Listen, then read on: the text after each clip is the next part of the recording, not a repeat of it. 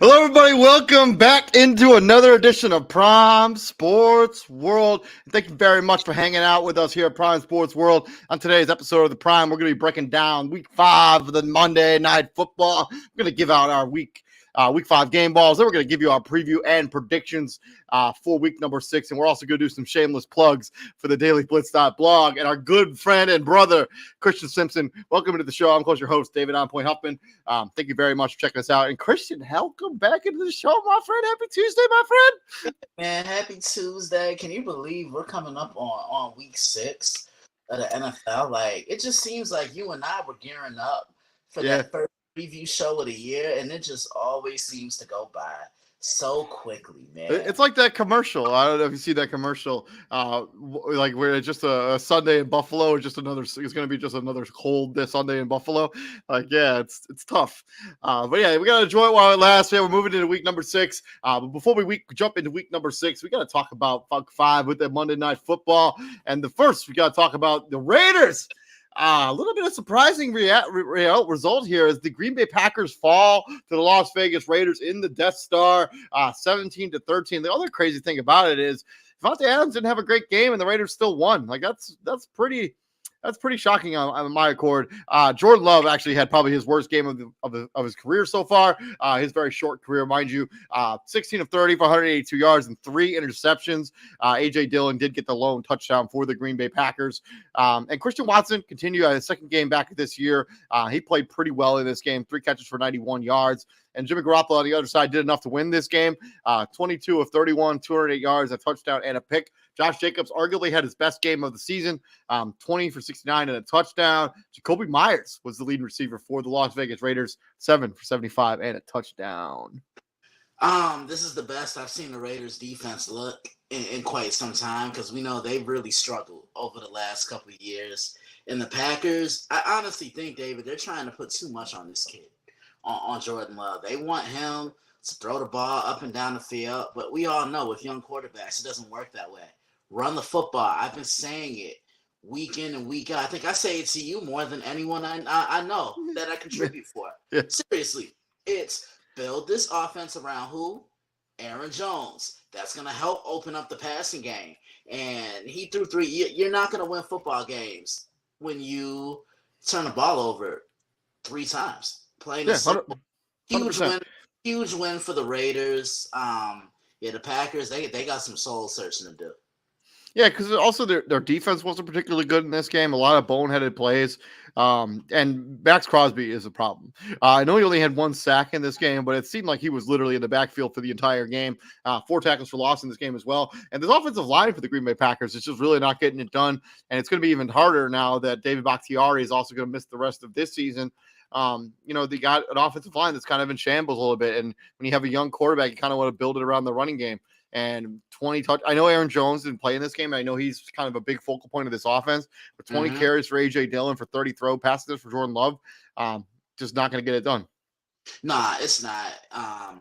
But Green Bay, I don't want to say it's necessarily a rebuild year, but I'm going to be completely honest with you, David. This kind of reminds me of the 08 Packers. That first season with Aaron Rodgers, and they struggled. I'm kind of seeing the same thing. I'm getting flashbacks when I see that team in 08 and this current Packers team now. Yeah, I agree with you on that. We'll see what the future holds as we move into week number 6. That's just week number 5. I got that misspelling there, but it doesn't matter.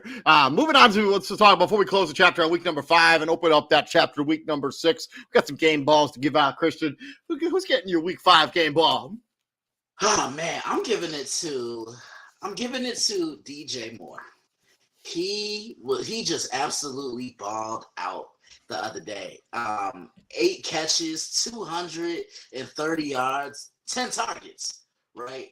Average 28 yards per catch and 3 touchdowns. I mean, he really made the Commanders pay. Okay, you're going to play me in just man-to-man coverage with no help over the top? Okay, I'm going to make you pay for it. And that's exactly what he did.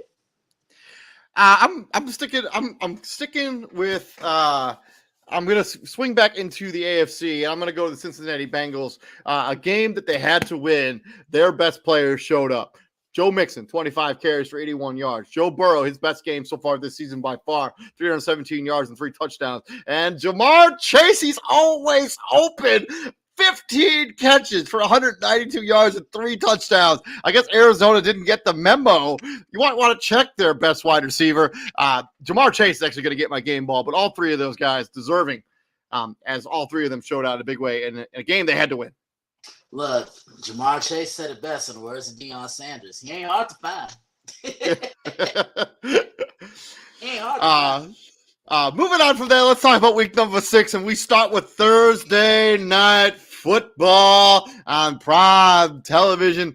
We got the Denver Broncos who are licking their loons coming off that loss to the New York Jets, going into Kansas City, into Arrowhead, taking on the Chiefs, fresh off beating the Minnesota Vikings on Sunday. How do you see this game shaking out? Obviously, these teams played last season. Kansas City got the better of them in that game where Russell Wilson had his best game last year. Wasn't enough to beat Patrick Mahomes and the Kansas City Chiefs. Yeah, and Patrick Mahomes has never lost to Kansas City, and I don't think he's about to start losing to them. Denver is just in such disarray, and the tandem of Sean Payton and Russell Wilson, I'm thinking this is going to be a good one, but I don't think Sean necessarily likes Russell. It's just something about this. I'm going to go Kansas City. I just think across the board, they're a bad matchup for Denver. Denver can't stop the run. I think this is going to be a huge game for Isaiah Pacheco. And I just want to see what the other weapons of Kansas City do outside of Travis Kelce, incorporate Justin Watson a little bit more. Stone hands. That's what I call Kadarius Toney. What's Kadarius Toney going to do? And then get Justin Ross going a little bit more. I think he could really be a difference maker for this Kansas City offense. I loved him in college at Clemson, and I think he could be something in the National Football League. I agree with you. I think, they should get Justin Ross way more involved in this passing attack. And I agree with you. I think this is a big Isaiah Pacheco game. Look for him to have over 100 yards rushing easily, maybe even over 150 yards rushing in this game. I'll take the Chiefs. I don't think this game will be relatively all that close. I expect the Kansas City Chiefs to have their starters out of the game by the third quarter at some point. Yeah, I can see it. From there, we're going to swing over across the pond and go to London. And this time we got the Baltimore Ravens. First off, getting kind of embarrassed a little bit by the Pittsburgh Steelers, a game they should have won. They let slip away. Going into Tennessee, a team that they lost to the Indianapolis Colts, another game that probably should have won as well. The last time these two teams played was in 2022, which is actually, this is a preseason game. I have to look up when last time these two teams played. But Ravens, Titans in London. How do you see this game shaking out? David. Oh, boy. David. Let's go. David. Let's go. Shameless plug number 1. Baby. But you can check that out on the dailyblitz.blog, by the way. So go check out that stuff. Absolutely. When I look at this matchup, Baltimore, that was Baltimore of last year that we saw. Remember where they had leads and they would blow them in the fourth quarter? That secondary was absolutely terrible. You had George Pickens in one-on-one. Or with Marlon Humphrey, who can kind of be a little bit of a liability in coverage at times. I would have had safety help over the top on him, and Kenny Pickett couldn't have thrown a better pass. I mean, that ball fell right in the breadbasket. Everybody wants to blame Lamar. Yeah, Lamar did throw the interception that the Pittsburgh Steelers would capitalize upon. However, Lamar threw some perfect passes, and the balls are just hitting the receivers in the hands. Tennessee, I have a problem with them because their play calling was absolutely atrocious the other day. You have Derrick Henry, who's 6'3", and north of 240, 250. Run him up the middle. Why are you trying to be cute and bouncing him outside? Run up the middle. There's not a soul in this league that can stop him when he's running right up the gap. I previewed this one on Friday. Both these teams lost in disappointing fashion. So fun fact, if you like fun facts, because I know most of us like fun facts. Last time these two teams played was in 2020. The Titans won that game in overtime, 30-24, in a walk-off fashion. That game was at MT Bank Stadium. That is in Baltimore or wherever, Landover, Maryland, wherever they technically play. The Titans were down in that game, 21-10, and rallied to take that game into overtime and then eventually win it in overtime. Do you know what the series record is between these two teams all time? I don't, but I do remember that matchup where Derrick Henry walked it off. I remember Yeah. doing that, and the Titans won that game. I'm not even looking at this. The Titans won that game 30-24. The all-time series, regular season and postseason, between the Baltimore Ravens and the Tennessee Titans is deadlocked at 13 apiece. That's hilarious. Like so, and the Ravens have they've locked up 5 times in the postseason. The Ravens have an edge 3-2 in that. The Titans have an edge of 11-10 in the regular season. So yeah, they met 21 times in their history, going back all the way to 1990. And you know what's crazy? Yeah, and you know what's crazy about this matchup? Tennessee always seems to get up for these games because they do what I call, and I remember saying this when I first met you, David.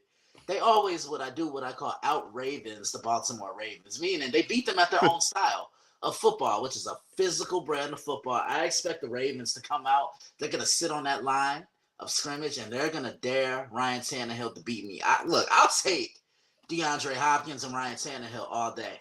Anybody but number 22, as TJ would say. Yeah, I'm gonna take the Baltimore Ravens. I just think that I still think that they have the best player in this game in Lamar Jackson. I don't expect their team to have 8 drops this week. I expect them to address that. This is a Titan secondary that can be gotten. I don't think it's an elite unit. But I also think DeAndre Hopkins could have a good game here. I'm gonna take the Ravens, but I would not be surprised in the slightest if the Titans really got up for this game and they were like, you know what? Let's revenge that loss we had last week. So yeah, I'll reluctantly take the Ravens, but I think that's kind of a coin flip pickup game.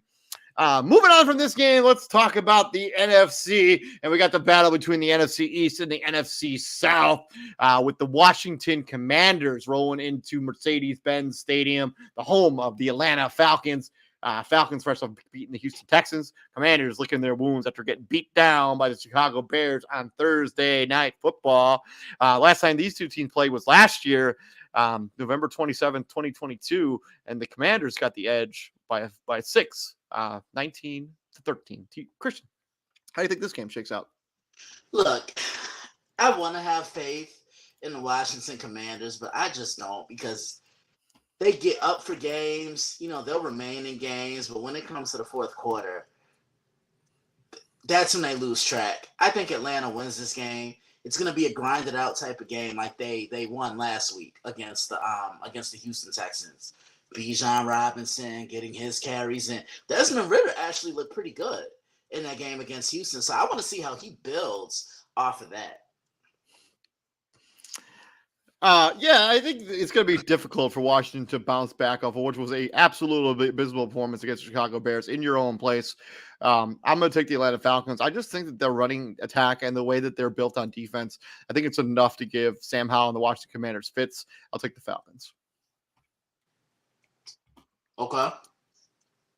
I don't know if you just broke up there towards the end of your analysis, so you just kind of stopped talking. So I don't know if I didn't mean to cut you off if I did. I had nothing else to say. Okay, for sure.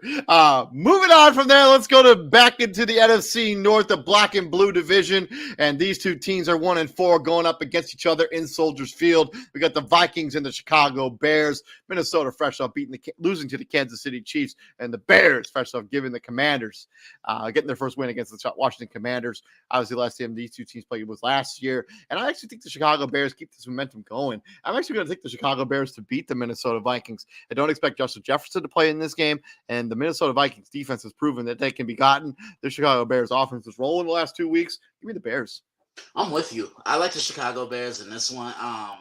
There's no answer for DJ Moore. I think Khalil Herbert in a running game can have a huge game, and I think I do not expect Khalil Herbert to play in this game. But I think the running game is really gonna get it going. Justin Fields, getting my Justins confused, man. Justin Fields, I think, has another big day at the office. I could see he and DJ Moore having another big game. And look, with Minnesota, everybody wants to blame Kirk Cousins because it's the easy thing to do, but he's not all of the issues in Minnesota. He can't play defense. I think a lot of people are failing to forget that. He puts his team in prime position to win games. The defense can't hold the lead. I think that also another thing that this team just seems to beat itself constantly, right? Like Like they have a really good pass in the beginning of that Kansas City Chiefs game. They have a really good play, but Josh Oliver makes a catch and then he fumbles it on their opening possession. It seems like they just can't get out of their own way. They always seem to have those just stupid turnovers that basically cost them the game. Yeah, yeah, that's all it is. But I just want to see, how's Justin Fields going to continue to climb the ladder, because he looked great against Denver. He was absolutely terrific against the Commanders. Now let's see what he can do in a divisional game. Moving on from this game, we got a out-conference division matchup here. We got the 3-1 Seattle Seahawks going into Cincinnati and taking on the upstart Cincinnati Bengals. Fresh off getting basically a season-saving victory last week. Seattle 3-1, Cincinnati 2-3. The last time these two teams played was 3 years ago, or 4 years ago. What was it? 4 years ago? Do you know who won that game and what the final score was, Christian? Didn't Cincinnati win that one? Oh man, I think this is the first one where I asked you this question. You actually got it wrong. Seattle won this game. This is in the first week of the season in 2019, week 1. This is 21-20. Seattle had the victory there. They kicked a Randy Bullock or kicked the field goal to try to tie the game. Tyler Lockett actually got the game-winning touchdown from your boy Russell, first name Wilson. So, Russell, last name Wilson. Come on. My bad. It's okay. It's okay. But how do you think the 2023 version of this matchup is going to shake out? David. Oh boy, let's go. Shameless plug number 2, baby. Look, I love what Seattle did a couple of weeks ago against the Giants. They flew to the football, sacked Daniel Jones 10 times. 11. Yeah. 10, 11. We knew it was double-digit sacks. it was in that snuff film that is what the Giants' offense has become. And offensively, they're healthy. They have a healthy Kenneth Walker III. DK Metcalf is doing what DK Metcalf does, but I think Tyler Lockett, he's going to be key in this game for the Seattle Seahawks. Now, when I look at Cincinnati, they finally got it going, right? The offense finally looked like the Bengals offense we've been accustomed to seeing since Joe Burrow became the starting quarterback. And he looked healthy. You saw how he was moving in and out the pocket. This is going to be a challenge for Seattle because this ain't the Giants. You're going to have to throw Joe Burrow off his rocker. I preview this one on Thursday. Be on the lookout. Yeah, so Cincinnati has become kind of like this Jekyll and Hyde team so far this season, right? They had a couple games where they've looked really good and really dominant. And then there are the other games on the other hand of that coin where they've just looked out of sorts. And you never really, at this point of the season, you don't really know what you're going to get out of Cincinnati from a week-to-week basis. I at least know what I'm going to see out of Seattle. Like, they've been fairly consistent so far this season. They're 3-1. They're coming off their bye, which I think is a huge benefit because it allows them also to get Jackson Smith-Njigba like fully innovated into this offense. He was injured the first couple weeks. He came back. He hasn't been really implemented fully into this offense. I expect him to have a big game. Give me Seattle to win this game, actually. Okay. And then moving on to the San Francisco 49ers at 5-0, going into the dog pound, taking on the Cleveland Browns at 2-2. Cleveland coming fresh off their bye week. San Francisco coming off getting beating the living tar out of the Dallas Cowboys on prime time television, Sunday Night Football. It is appearing that if Deshaun Watson is unable to play in this game, PJ Walker is actually going to get the start. Last time these two teams played locked up, it was basically a year ago today, where San Francisco put up 31 points on the Cleveland Browns, and they win 31-3. Christian, do you think the result's going to be similar this year in 2023? Look, I can see it. This is almost going to be a little bit of a home game for the San Francisco 49ers. That fan base travels, and they travel deep.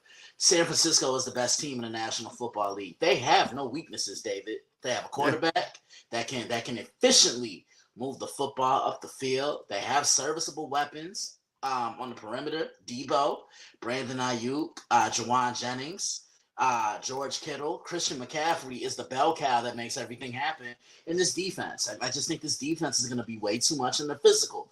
And that physical style of football always travels. I like San Francisco. Yeah, I think this is the first game of the year you're really going to miss the presence of Jack Conklin there as their right tackle for the Cleveland Browns. And if Deshaun Watson can't play in this game, this will be a bloodbath. It will be 31-3 for sure. PJ Walker is not ready to step into this kind of environment. This Cleveland Brown fan base also is very loyal, and I don't necessarily think this will be a home game. I kind of disagree with you on that. Cleveland shows out no matter what the record is and who's behind center for this team. But with that being said, San Francisco's going to win. They're the best team in the NFL. They're the most complete team. Fred Warner may have had if you ever want to teach somebody how to play linebacker professionally, just put on the film from Fred Warner from that Sunday night game and just let him watch it over and over again. Because man, he was just literally the entire a difference maker in that game. He had that insane punch out. He had that pick. The dude was a manimal on that field on Sunday. He's the closest thing I've seen to Brian Urlacher. I mean, they play very similarly, bouncing from sideline to sideline. And Fred has that same background as a defensive back, just like Brian Urlacher did. But yeah, I think he's the best middle linebacker in the NFL, and it's not even close right now. I tend to agree with you on that. Moving on from there, we got the 0-5 Carolina Panthers still looking for their first victory after they got beat down by Detroit, going into South Beach and dealing with that Miami Dolphins offense. They're 4-1. They're fresh off beating Christian Simpson's New York Football Giants. And the last time these two teams played was 2 years ago. Miami hooked up 33 points on this Carolina Panthers team, 33-10. Devin Achane is questionable with a knee injury. I have not seen an update on his status. If he cannot go, does it change any of your opinion on this? The outcome of this game? Nah, it doesn't. I just think Miami, they have too much, and I don't like this Carolina defense. They're going to give up big play after big play. I'll just put it to you like this, David. If they gave so Achane is going to miss multiple weeks with that knee injury. Yeah, that's tough. Which is tough because he's brought an added element to this entire offensive scheme in Miami, and I like how Mike McDaniel. He's probably going to end up on injury reserve. That's tough, man. That sucks. Because he really added a different element to this offensive scheme for the Miami Dolphins, and I love what Mike McDaniel was doing to incorporate him. I'll just put it to you like this: if Carolina gave up 42 to the Detroit Lions, what do you think they'll give up to the Miami Dolphins? I like Miami.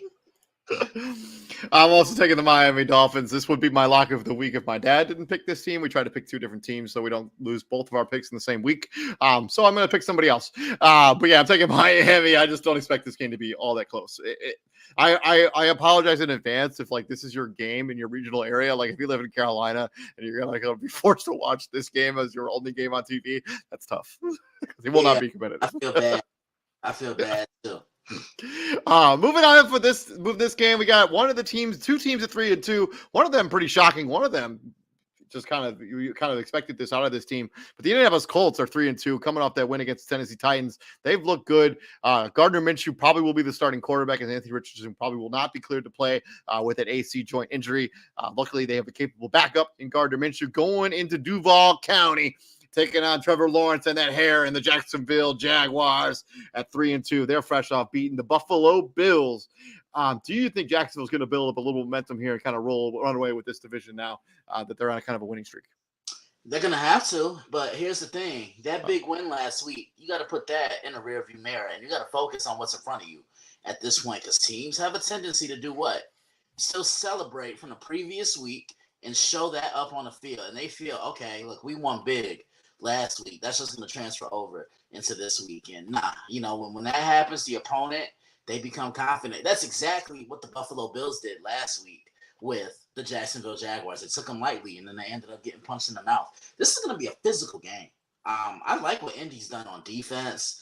Gardner Minshew, going back to Jacksonville, he knows a thing or two about playing in Jacksonville, but the Jaguars just always seem to play Indianapolis tough.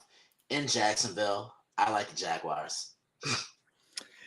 Moving on, I'm also going to take the Jacksonville Jaguars. I do think this will be a fairly low-scoring affair. I think, Gardner Minshew probably will get relish in the opportunity to play a former team of his who basically picked Trevor Lawrence over him, which, probably the obvious decision there. But I think he's going to really have relish in this opportunity to play his former team. I think he's going to be game. I think he's going to play hard, and he's going to make this interesting. But I think Trevor Lawrence and the Jaguars will just make a play here and there that'll propel them to the victory. I agree. This Jaguar defense actually has been like super underrated so far this season. They've played really good football. Yeah, they have. I mean, look at what they did to Kansas City a Yeah. couple of weeks ago. Look what they did to Buffalo. Look what they did to Buffalo too. I mean, held them to 20 points. Yeah, and they punched them in the mouth. So I'm with you. From this game, we got a battle between the NFC South and the AFC South. We got the 3-2 New Orleans Saints, fresh off that victory against the New England Patriots, where they embarrassed them in righteous fashion. One of the worst losses of Bill Belichick's career, actually the worst loss in Bill Belichick's career, going into Houston at NRG Stadium, taking on the 2-3 Houston Texans, fresh off losing to the Atlanta Falcons. Last time these two teams played was in 2019. Christian, do you remember who won that game in 2019 between the Houston Texans and the New Orleans Saints? The Saints won that game. Saints did win that game. Do you remember what the score was? Nah, but I just remember, I think Breeze was playing, wasn't he? So this is 2019. So Drew Brees was the starting quarterback for the New Orleans Saints. The final score of this game was 28-30. The Saints had hit a Will Lutz field goal, a 58-yard field goal by Will Lutz at the horn to win this game in walk-off fashion, 28-30. Because that's coming off of where Kenny Stills caught that 37-yard touchdown pass from Deshaun Watson to put him up, and then Drew Brees does Drew Brees things in 47 seconds, drives them down the field in 47 seconds and gets the game-winning field goal for 58 yards. Man, this game can go either way. Because Houston's a tough team. I mean, I love what they're doing defensively.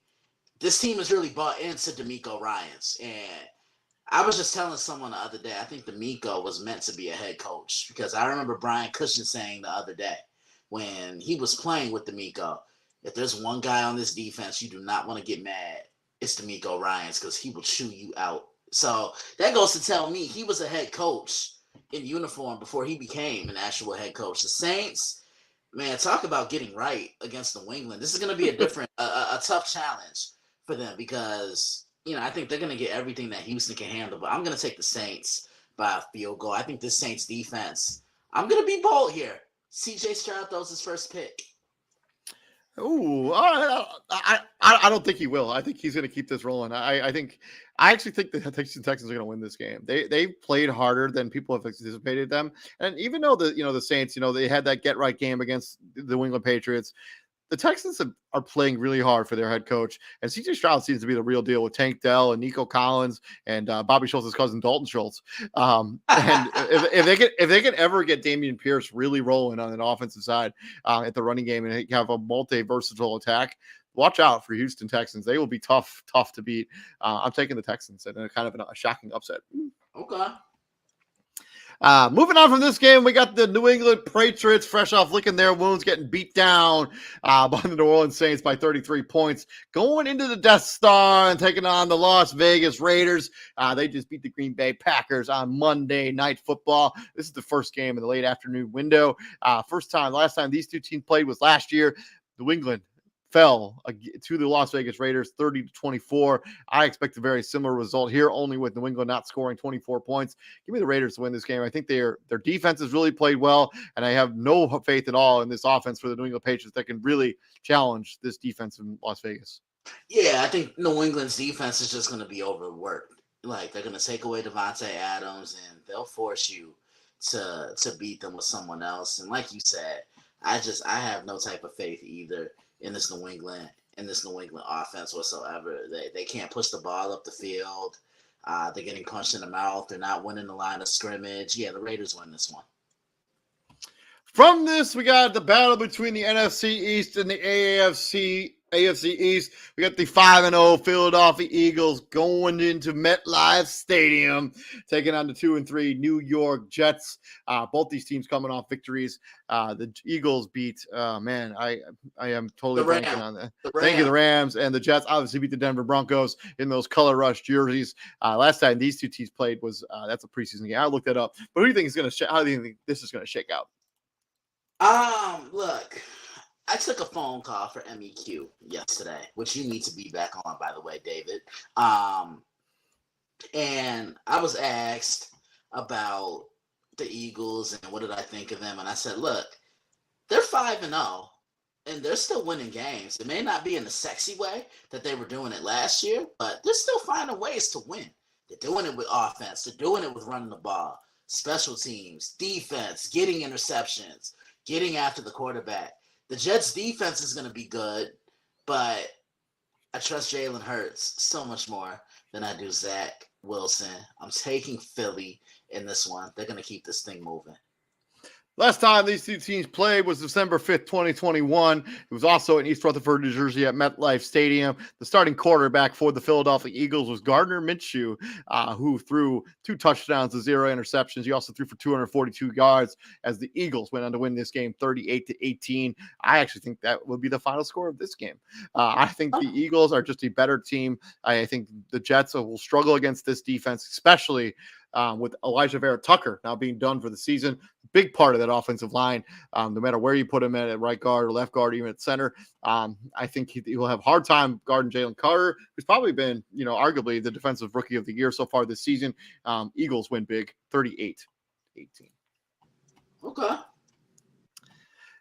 From there, we got the Arizona Cardinals going into beautiful SoFi Stadium and taking on the Los Angeles Rams. Cardinals coming off that loss to, I think they may have actually been on a bye. No, they lost to San Francisco. No, I don't remember who they played. The Cardinals? They lost to Cincinnati. Thank you. They lost to Cincinnati in that Jamar Chase game. The Rams obviously lost to the Philadelphia Eagles. Christian, how do you see this game shaking out? Is this NFC West foes go head to head? I like the Rams, but I think Arizona's going to keep it close. They've played hard for Jonathan Gannon. The Rams are kind of like that Jekyll and Hyde team a little bit. You just don't know what version of them you're going to get. When you punch the Rams in the mouth, you can beat them, but I think it's going to be close. I think it comes down to the fourth quarter. Yeah, I'm trying to agree with you. I just don't think the Arizona Cardinals. I know that they played hard, and I appreciate the effort that they've shown on a week-to-week basis. But I just don't think they're good enough to hang with the Los Angeles Rams. I'll take the Rams. Moving on to the final game in the late afternoon window, we got the 4-1 Detroit Lions going into Raymond James Stadium and taking on the 3-1 Tampa Bay Buccaneers, fresh off their bye. Detroit coming off that beatdown by the Carolina Panthers. The last time these two teams played was December 26, 2020, and the Buccaneers hung up 47 points on the Detroit Lions, who only scored 7 in that game. But I do not think that will be the result in this game. I don't think either team is going to put up 47 points, but I do think the Detroit Lions will win this game. Tampa Bay benefits by the fact that they got to sit and rest Mike Evans off that hamstring injury. He should be available to play in this game. I still think Detroit is going to be the better team on this day, especially with the offensive line play for Detroit and the way they've run the football so far this season. Give me Detroit in a close one. David. Oh, baby. Let's go. Let's go. Shameless plug number 3. Baby. And the creamsicles are coming back for the Buccaneers. So I'm really looking forward to that one. Nah, man, the last time we saw Tampa Bay play, they put a thumping on the Saints. I mean, they punched New Orleans in the mouth. And Baker Mayfield, he's taking such phenomenal care of the football. And those guys want to play for him, as you can tell. The Lions, I love what I'm seeing. The NFC has kind of regressed outside of the NFC North has regressed outside of them. I mean, Green Bay is struggling. The Bears, they're struggling. In Minnesota, they've regressed dating back to last season. And I like their formula. These are two of the best teams when it comes to stopping the run. So I don't really see the running game being a factor in this game. I actually previewed this one tomorrow. Be on the lookout for it. You can find that content on the Daily Blitz blog. So you can find Christian's predictions in that game. They keep for that content tomorrow. And then moving on to Sunday Night Football. Again, the New York Giants get to be on Sunday Night Football because they have just had the best experience at Sunday Night Football. They go into Orchard Park and take on the Buffalo Bills. They're fresh off losing that game to London to the Jacksonville Jaguars. New York Giants fresh off losing to the Miami Dolphins as they play back-to-back AFC East teams. The last time these two teams played was in 2019, Buffalo won that game 28-14. And Christian, this right here is going to be my lock of the week, as I have the Buffalo Bills steamrolling, maybe even putting up a 70 steamer against the New York Giants. Anytime Buffalo has seemed to lose games this season, they've come back the next week with vengeance and really have put out a textbook performance about why they're the best team in the AFC East and they're the team to beat in the AFC. Buffalo wins big. They're my lock of the week. Yeah, I like Buffalo as well, but they're gonna get back to the basics. They're gonna get back to establishing James Cook, spreading the ball around, Knox, Gabe Davis, Stephon Diggs is gonna do what Stephon Diggs does. The Giants just don't have the offensive firepower to keep up with Buffalo. Like, I think the ball is really gonna fly for Buffalo here, and this is supposed to be a homecoming for Brian Dable. He was the offensive coordinator for Buffalo before taking the Giants job. Yeah, I just think they're gonna be angry, gonna take it out on the Giants. But it's gonna be tough for them. No Matt Milano. That's a huge loss for them. But I think they also lost Trayvon Jones as well to another injury as well on that defense. Yeah, but I think Terrell Bernard is really gonna step up. They're gonna plug him in the middle of that defense. He's gonna be the anchor of everything. Moving on from this game, we got Monday Night Football. We got the Dallas Cowboys rolling into SoFi Stadium, taking on those Los Angeles Chargers. The Chargers fresh off their bye week. Dallas might as well have been on a bye week because they just got beat down by the San Francisco 49ers on Sunday Night Football. Christian, how do you think this game shakes out? The last time these two teams played actually was it's a preseason game. I looked it up. But how do you see this game shaking out? These are two hit or miss teams. Like, you never know what you're gonna get from either of them. I'm gonna take Dallas. I think Dallas bounces back. I trust Dallas's defense more than I trust the Chargers defense, and I think that's what's gonna be the difference maker. The Chargers are terrible against the run, so I could see Tony Pollard having a really big game on Monday night. That's going to open up the passing game for Dak. If Dak plays like he did last week, the Chargers are going to walk away with this game, but I just don't see that happening. Yeah, I don't know. I think Dallas, you get embarrassed on national TV. You give up 42 points or 47 points, however many points it was, and you're supposed to be one of the best defenses in the NFL. They actually gave up more points in that one game than they had the entire season combined. That's tough, right? The last time these two teams played was September 19, 2021. The Dallas Cowboys actually squeaked out a victory there, 20-17. Dak Prescott threw for 237 yards. He also threw a pick. I actually think this also may have been Justin Herbert's first start. But don't quote me on that because he threw 1 touchdown and 2 interceptions. Tony Pollard was the leading rusher. I do expect that to happen again this year. I think Austin Eckler is going to return for the Chargers, and I think he's going to be a difference maker in this offense. And he had a bye week to kind of realize, hey, Mike Williams is not coming back this season. We're going to implement Joshua Palmer. We got to implement some of these other weapons on our offensive scheme there. I'm going to hesitantly take the Los Angeles Chargers because I think they're fresh and they're coming off their bye. I do think the Dallas Cowboys will have a lot of fans in this stadium, and I think it could be essentially a home game for Dallas as Charger fans just don't show up in that stadium for them. Give me the Chargers to win. I'll reluctantly take them.